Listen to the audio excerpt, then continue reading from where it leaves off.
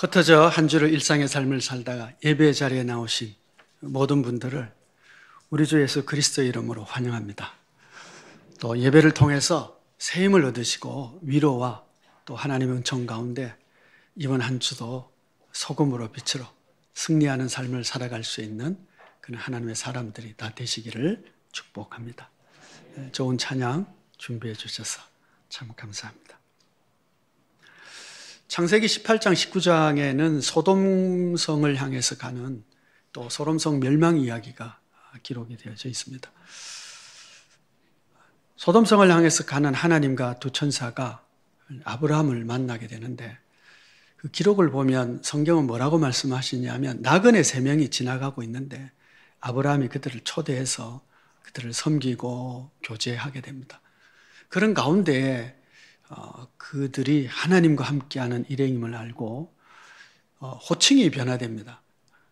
사람 3명을 보았는데 나중에 여호와라고 하는 단어가 나오고 그리고 두 천사, 소돔을 향해서 가는 그 두 천사라고 말합니다.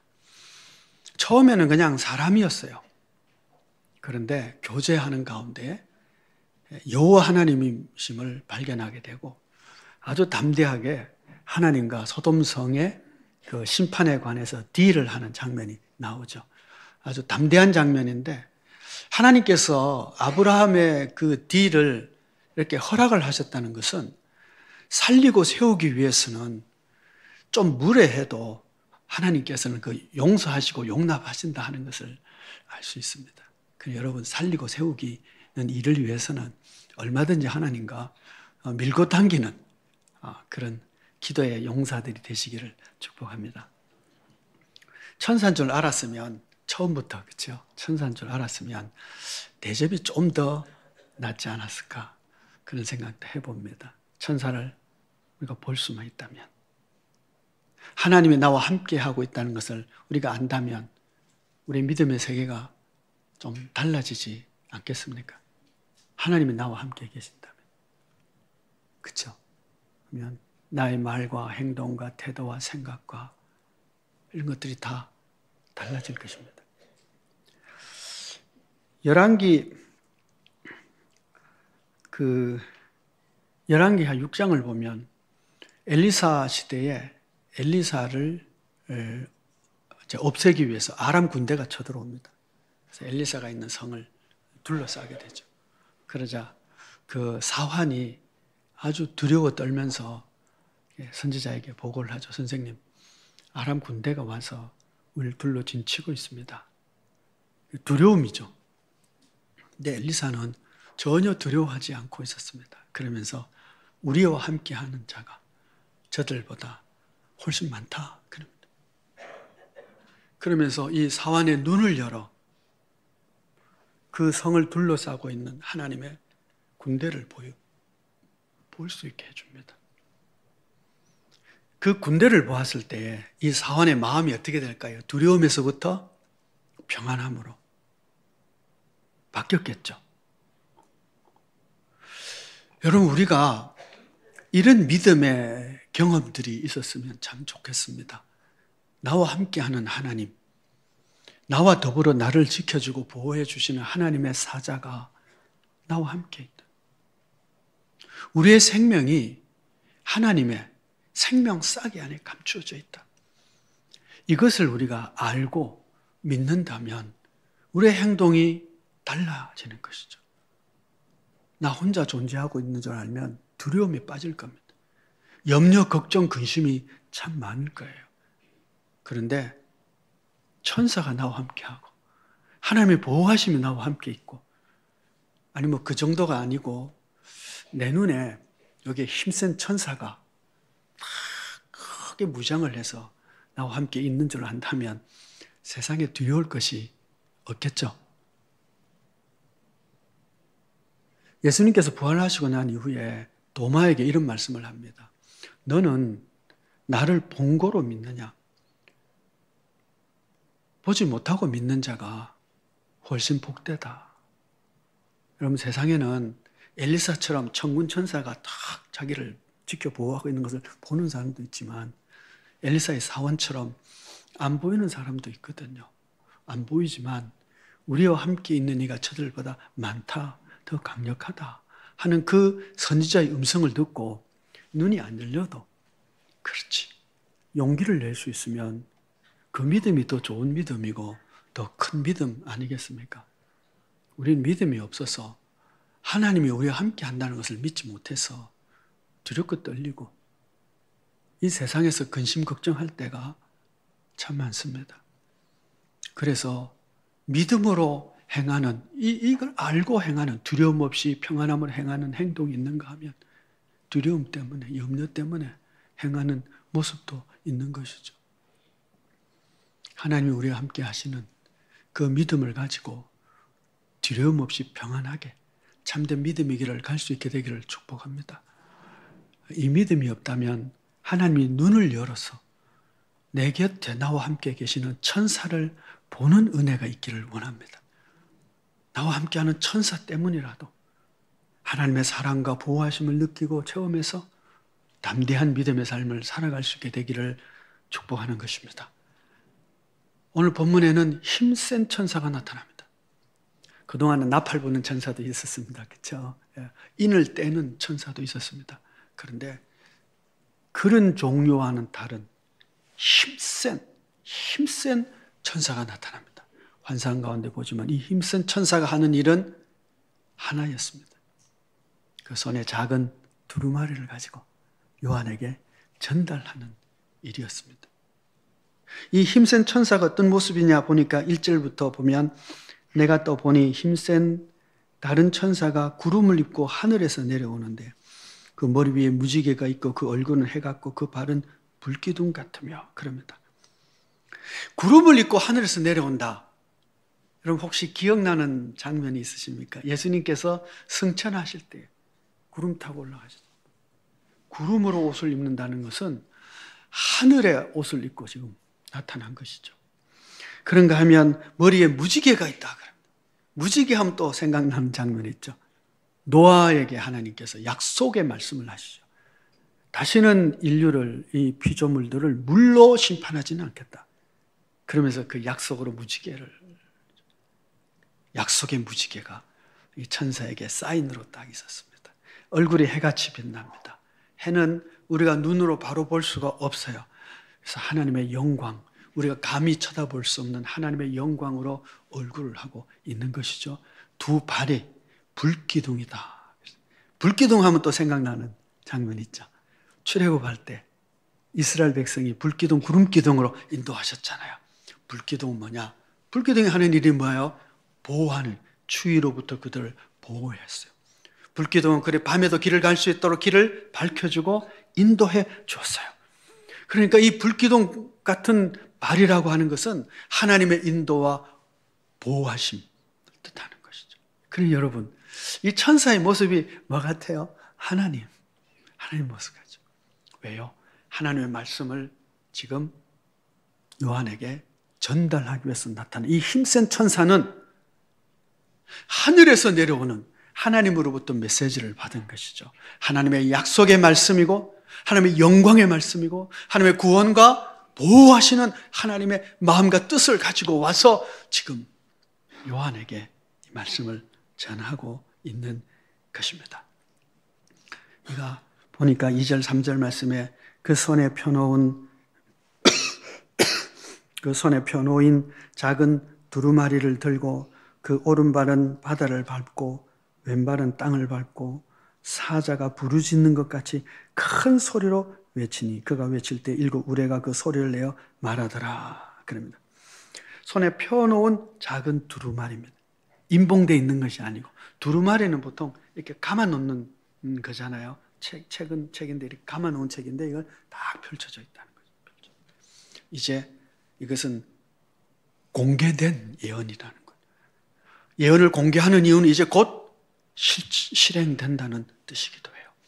이제 곧 이루어질 하나님의 예언의 말씀을 딱 펴놓고 있습니다. 그리고 그의 오른발과 발은 바다를 밟고 왼발은 땅을 밟는다는 것은 온 우주간에 있는 모든 피조물들이 다 해당되는 예언의 말씀이라는 거죠. 하나님의 심판과 하나님의 은총, 이 다음 이제 장에서 나옵니다. 하나님의 날에 구원을 받은 은혜와 구원받는 자들의 상급과 또 구원에 벗어난 이들의 심판, 이런 하나님의 예언이 모든 사람, 모든 피조물 다 해당되는 하늘과 땅의 권세를 가지신 분의 말씀인 것이죠. 사자가 부르짖는 것 같이 큰 소리로 외쳤다 그럽니다. 여러분, 큰 소리, 나팔 소리, 우레 소리 하면 요한계시록이 처음 시작될 때 장면을 기억하셔야 됩니다. 요한이 주의 날 성령의 충만한 가운데 폭포 소리 같은 소리가 내 뒤에서 들렸다 그럽니다. 여러분, 누가 예배를 드리는데 뒤에서 고함을 치면서 문을 꽉 차고 막 나팔을 불고 저기서 시끄럽게 그러면 뒤돌아 보시겠죠? 워낙 큰 소리로 나팔 소리가 막 나면 뒤돌아 보는 겁니다. 요한이 지금 들은 나팔 소리 같은 음성이라는 게 뭐냐 하면 나는 못 들었다 할 수 없는 하나님의 분명한 음성을 들었다는 거예요. 큰 음성. 그것을 듣고 7 교회에 보내는 편지를 받게 되죠. 메시지를 받습니다. 그리고 4장이 시작되면서 또 하늘에서 소리가 들립니다. 큰 음성으로. 이리로 올라오라. 그래서 다시 또 올라가니까 이제는 그 이후에 일어날 환상의 세계 속에 하나님의 메시지를 받게 돼요. 그리고 오늘 또 우레 소리 같은 큰 음성이 들립니다. 여러분, 하나님의 음성이 사자의 부르짖는 것 같은 폭포 소리 같고 나팔 소리 같은 큰 하나님의 음성으로 들리는 그런 하나님의 은혜가 있기를 축복합니다. 내가 못 들었다고 할 수 없는 분명한 하나님의 음성이 내 심령에 들리는 자가 돼야 돼요. 이 말씀을 생각해 보면 하나님의 말씀이 들리는 자도 있고요, 안 들리는 자도 있어요. 못 듣는 자도 있는 것 같아요. 아무리 나팔 소리 같은 큰 소리라도요, 귀가 딱 막히면 못 듣는 거죠, 뭐. 그렇죠? 못 듣는 거예요. 그런데 못 듣는 사람도 있지만 안 듣는 사람도 있어요. 안 듣는 사람. 예. 막 들려도 나는 못 들었어 하고 딱 마음을 먹고 있는 사람이에요. 전에 제가 한번 들었는데 이 북한 사역자가 한 얘기인데, 예. 자는 아이는 깨울 수 있어도 자는 척하는 아이는 깨울 수가 없다. 여러분, 그렇습니다. 안 들리는 거 어떡하겠어요? 안 들려요. 그런데 아니 못 들리면 뭐 어떡하겠어요? 내가 못 듣는데. 그런데요, 안 듣는 사람은 어떡하겠어요? 안 들으려고 애를 쓰는 거죠. 할 수 없어요. 열왕기상 18장 21절 말씀을 지난 1월 18일 날 소비 묵상에서 묵상을 했는데요. 말씀이 이렇습니다. 엘리야가 모든 백성에게 이르되 너희가 어느 때까지 둘 사이에서 머뭇하려느냐 말씀이었고, 이렇게 묵상을 했어요. 너희가 어느 때까지라는 선지자의 음성이 들리면 은혜의 때를 살고 있는 것입니다. 선지자의 말씀 곧 하나님의 음성이 들리지 않는다면 고민 또한 없을 것입니다. 그런데 들리지 않는다는 것은 하나님의 음성을 들려줄 선지자가 없기 때문이기도 합니다.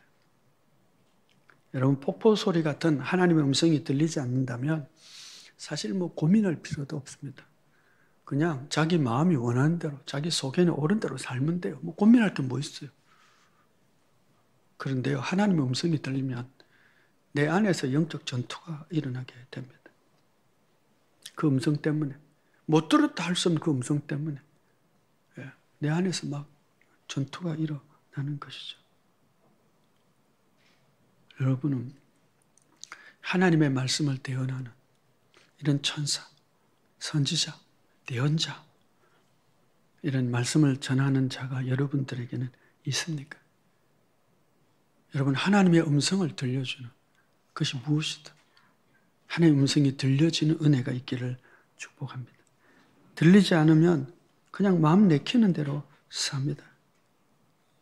마음 내키는 대로 살면 반드시 망합니다. 왜냐하면 우린 죄인이기 때문에. 내 마음이 죄인인데 죄인이 자기 마음대로 살면 죄 짓는 것밖에 더 하겠습니까?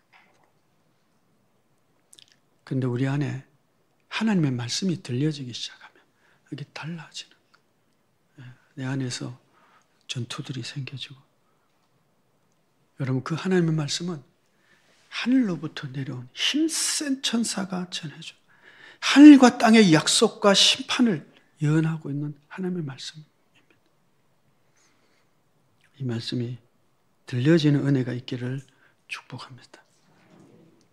이 힘센 천사의 가장 중요한 임무는 작은 두루마리를 요한에게 전달하는 것이었습니다.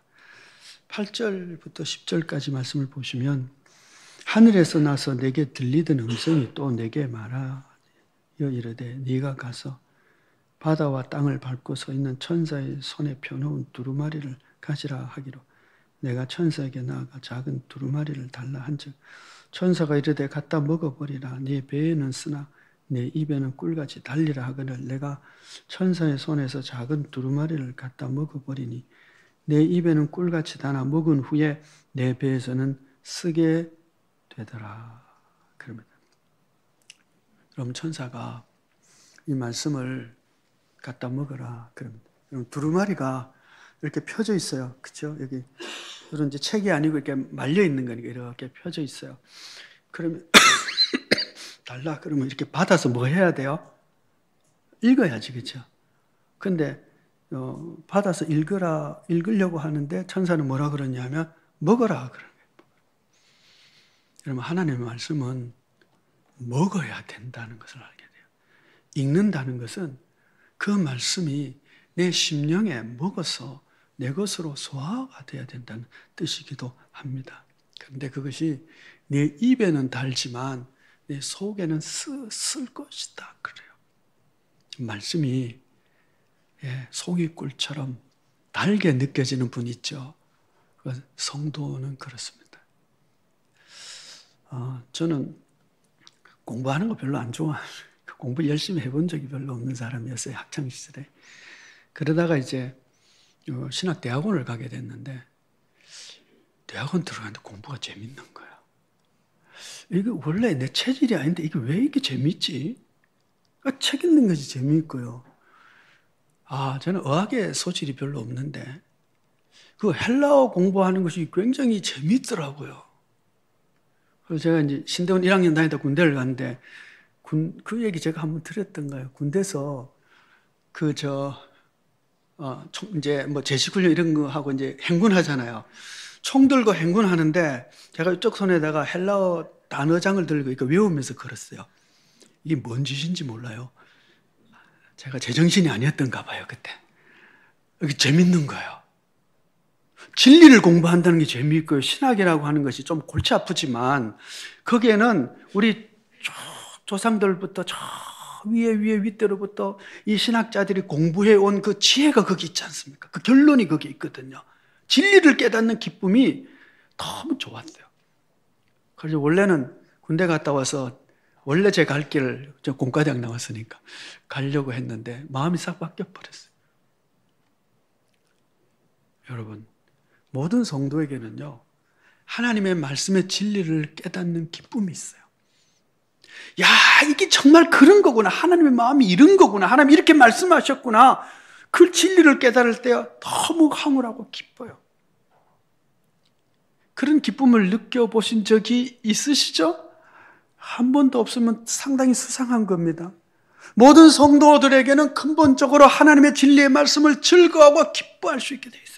어린아이가 태어나면 자기도요, 언제 한번 젖을 먹어본 적이 있겠어요? 엄마 젖 찾잖아요. 이게 본능이거든요. 신앙의 본질고 본능이에요. 제가 막 안수받고 이제 부목사로 이제 어떤 교회에서 사역을 하게 되었는데, 그 교회는 이제 담임 목사님이 새벽 기도를 안 하는 교회였어요. 그래서 부목사님 둘이서 이제 돌아가면서 새벽 기도를 하는데, 뭘 할까 생각하다가, 그냥 창세기부터 하지. 그래서 창세기를 시작을 했어요. 근데 어느 권사님 한 분이 아주 열심히 새벽 기도를 나오시는 거예요. 제가 뭐 잘 알겠어요. 처음 가가지고, 저 권사님 참 새벽 기도 열심히 나오네. 그랬죠.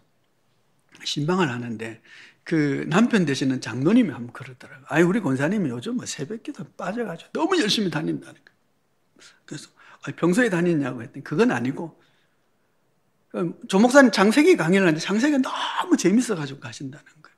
그래서 제가 아니 이제 뭐 목사 안수 받았는데 뭐 제대로 하겠어요. 하나님이 은혜를 베풀어 주신 것이죠. 눈을 열어주시고 진리를 깨닫게 하는 기쁨을 주시는 거예요. 여러분, 하나님의 말씀은 하나님의 진리의 영의 역사심이 있어야 되거든요. 그러면 그 영이 역사하기 시작하면 진리를 깨닫는 기쁨과 즐거움이 있는 거예요. 너무 행복해요. 너무 재밌어요. 그래서 공부하려고 막 열심히 하고 성경을 외우기도 하고 막 성경 공부하면 제일 먼저 앞자리 와서 공부도 하고 그렇게 마음에 열심히 있어요. 그것이 여러분 성도 믿음을 가진 사람의 본능입니다. 영적 본능이죠. 그런데 여러분, 그런 즐거움으로 성경을 공부하고 아주 성경 말씀 듣면 너무 재밌고 그것이 너무 즐겁고 송이꿀보다 더 아름다운데 왜 믿음은 안 바뀌는 거예요? 이게 너무 신기하고 놀라운 일이에요. 아니, 말씀은 너무 사모하고 좋고 그 좋은 말씀을 내가 송이꿀처럼 좋아하는데 실제 믿음은 전혀 변화가 없어. 그대로야. 그냥 어린아이의 믿음과 똑같아요. 왜 그럴까요? 그게 오늘 그 비밀이 여기 있어요. 그건 뭐냐?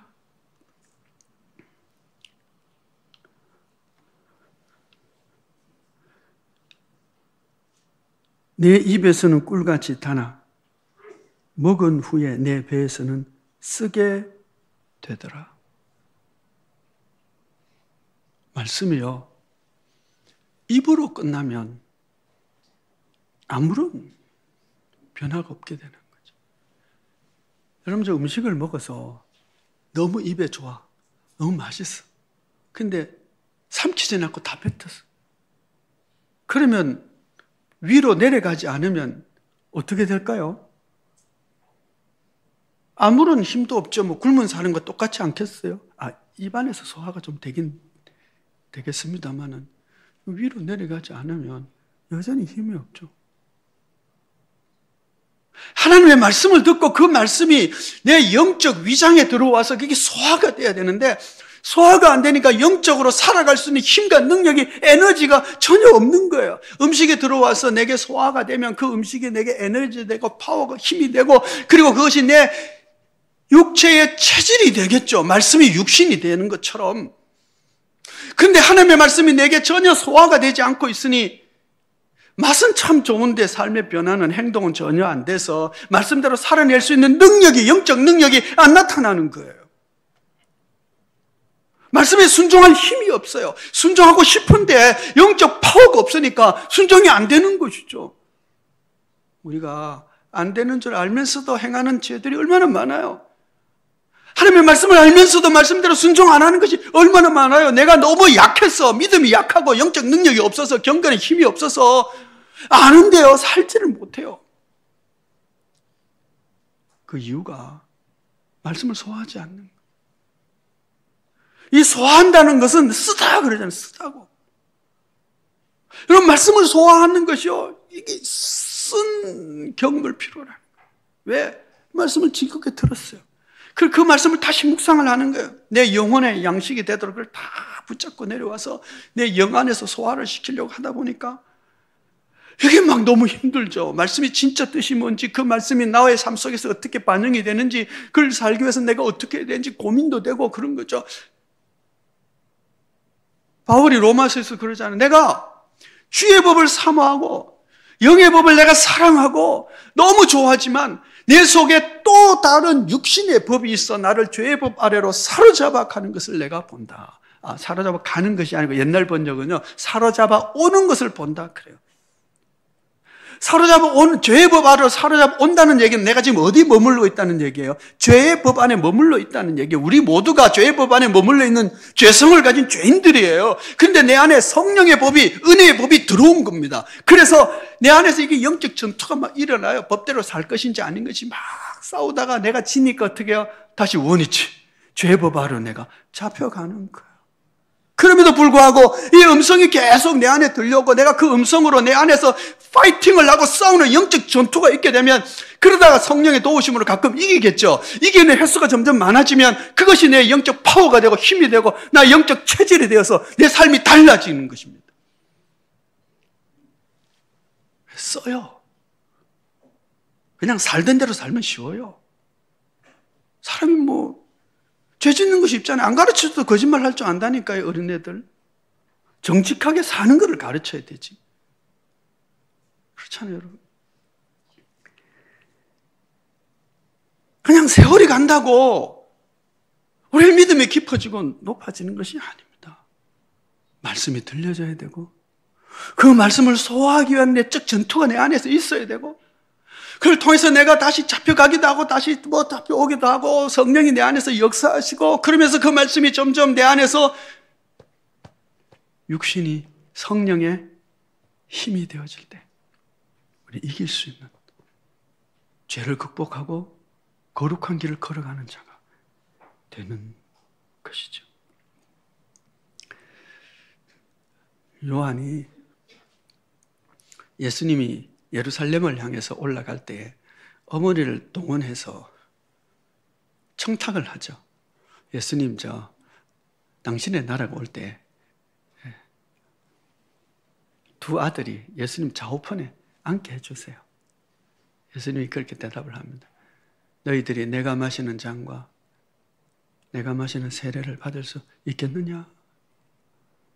여러분, 예수님이 받은 잔은 십자가의 잔, 고난의 잔이었습니다. 예수님이 받으신 세례는 십자가의 세례였습니다. 너가 이 잔을, 이 고난의 잔을, 그리고 이 세례는 원래 죽는 거잖아요. 물에 딱 잠기는 거니까. 물에 담갔다가 뺀다는 얘기는 난 죽고, 이전에 죽고 다시 산다는 뜻이거든요. 그래서 야고보는 최초의 순교자가 되고, 요한은 끝까지 살아남아 마지막까지 남은 사도가 됩니다. 여러분 혹시 요즘 걱정하는 거 있죠? 150살까지 살까 봐.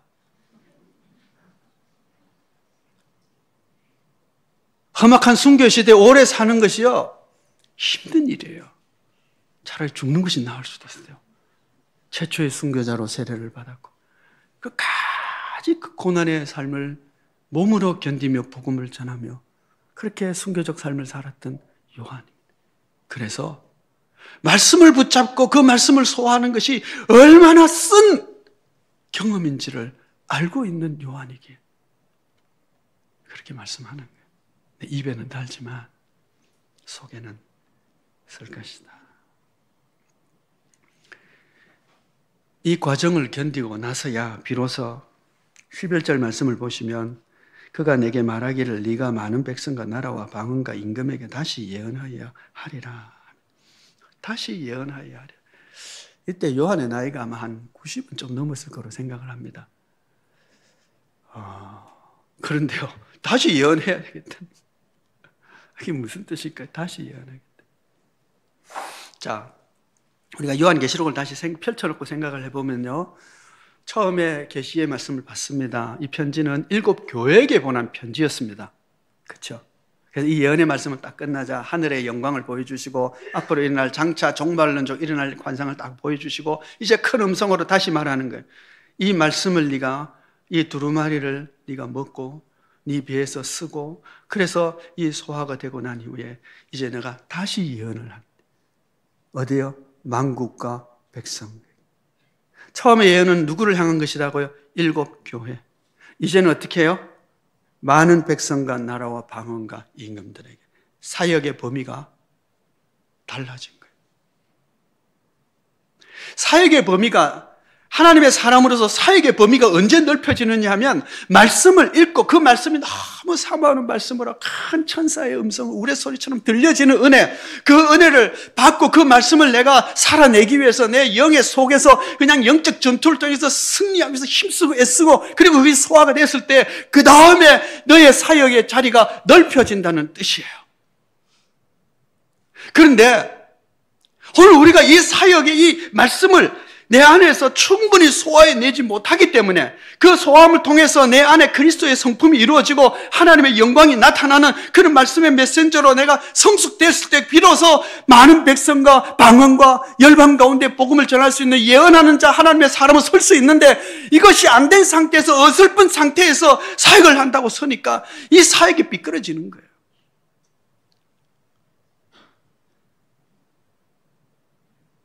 쓴 말씀의 소화를 경험하지도 못한 채 많은 백성을 섬기겠다고 나가면 그냥 깨지는 거죠. 준비가 안 된 상태로 나가는 거예요. 그래서 성도 여러분, 이제 다시 사모하는 바를 좀 바꾸시기를 바랍니다. 하나님의 음성을 듣기에 힘쓰고 애쓰는 자 되시기 바랍니다. 말씀을 즐거워하고 기뻐하는 자들 되시기를 축복합니다. 하나님 우리 곁에 계시기 때문에 주님 말씀해 주십시오라고 하면 주님 말씀해 주십니다. 안 되면 매일 묵상집이라도 가지고 묵상을 하시고 큐티를 하시고 그 말씀이 과연 그러한가 해서 적어도 조그마한 말씀을 그날 하루 묵상할 말씀을 가지고 좀 붙잡고 애쓰세요. 말씀대로 살기 위해서, 소화하기 위해서 쓸 겁니다. 왜냐하면 그대로 살기에 너무 힘드니까. 그 말씀을 소화하기 쉽지 않으니까. 그러나 그 과정을 지내야 비로소 우리는 이웃을 섬길 수 있는 자리로 나아갈 수가 있기 때문에 그렇습니다. 성도 여러분, 오늘의 내 모습이 어떻든 내일은 달라지기 위해서 오늘 말씀 붙잡고 묵상하고 내면에서 전투를 벌리는 씨름을 하고, 그래서 점차 그 말씀이 삶이 되고 육신이 되는 그런 하나님의 사람들, 그래서 하나님이 섬기라고 보내신 곳에서 능히 하나님의 뜻을 이루어갈 수 있는 주의 백성들이 다 되시기를 축복합니다. 기도하겠습니다. 은혜로우신 아버지 하나님, 사도 요한에게 다시 예언하여라 하며 그의 사역의 범위를 넓혀주기 위해서 힘센 천사를 통하여 두루마리를 먹게 하신 것처럼 지금 오늘도 우리에게 들려주시는 하나님의 말씀을 즐겁게 듣게 하여 주시고, 쓰고 힘들지만 그 말씀을 소화하기 위해서 애쓰게 하여 주시고, 그 말씀이 내게서 소화되어서 나의 체질이 되고 영적인 힘이 되고, 그래서 부름받은 곳에서 사명을 감당하는 저희들 되게 하여 주옵소서. 예수 그리스도의 이름